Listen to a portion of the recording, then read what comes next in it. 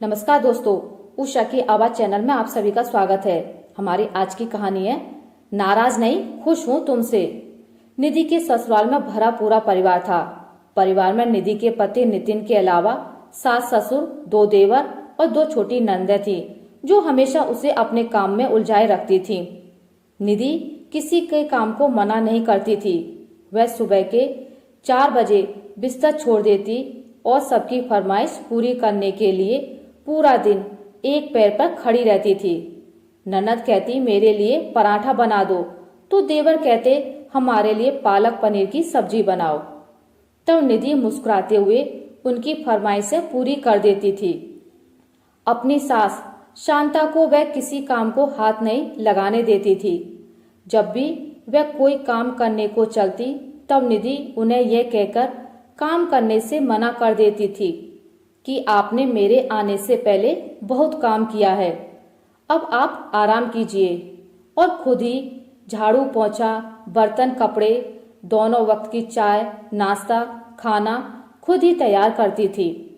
निधि को घर की सारी जिम्मेदारी निभाते देखकर शांता बहुत खुश होकर उसे ढेरों आशीर्वाद देती थी। अपनी सास को खुशी से आशीर्वाद देते देखकर निधि भी खुश हो जाती थी। शांता को कड़ी पकौड़ी खाने का बहुत शौक था। एक दिन उन्होंने निधि से कड़ी बनाने को कहा तो निधि जैसे ही कड़ी बनाने को चली, उसी दौरान उसकी ननद ने उससे बेसन के चीले बनाने की फरमाइश कर डाली।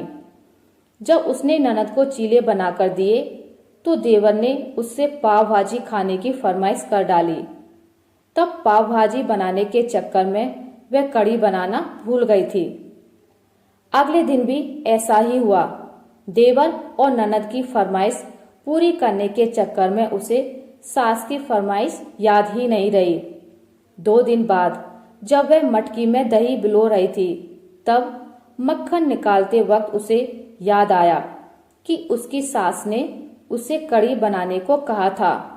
तब वह मन ही मन सोचने लगी, हे भगवान, यह मुझसे कैसी गलती हो गई।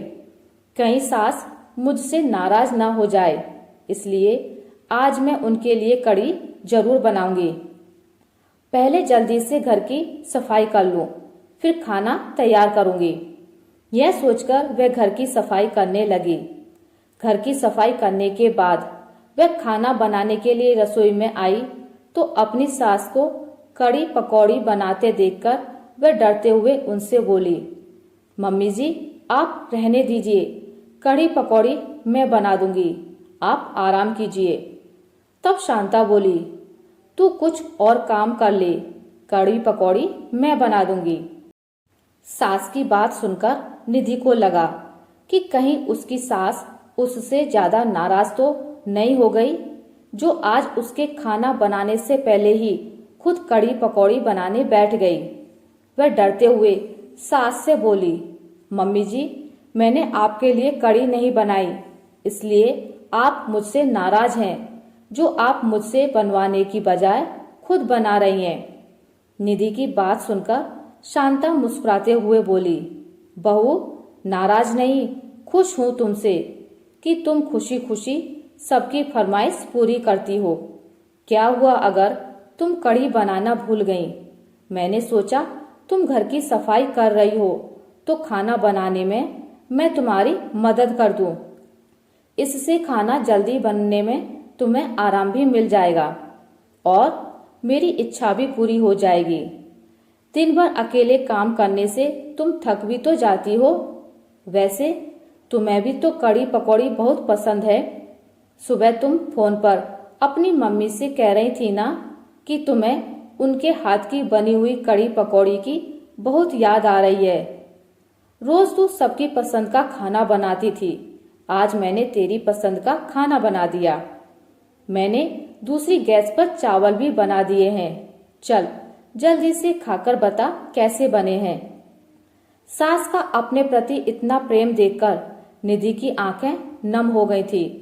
उसने जल्दी से परिवार के सभी सदस्यों को खाना खिलाकर जब खुद खाना खाया तो उस खाने में बिल्कुल वैसा ही स्वाद था जैसा उसकी मम्मी बनाती थी। आज काफी दिनों बाद सासू माँ के हाथ का खाना खाकर उसका मन तृप्त हो गया था। जब स्वादिष्ट खाना बनाने के लिए निधि सास को धन्यवाद कहने लगी तो सास प्यार से समझाते हुए बोली, इसमें धन्यवाद की क्या बात, एक दूसरे की इच्छाओं का सम्मान करने से ही तो घर स्वर्ग बनता है। सास की बात सुनकर निधि प्यार से उनके गले लग गई। आशा करती हूँ आपको मेरी आज की कहानी अच्छी लगी होगी।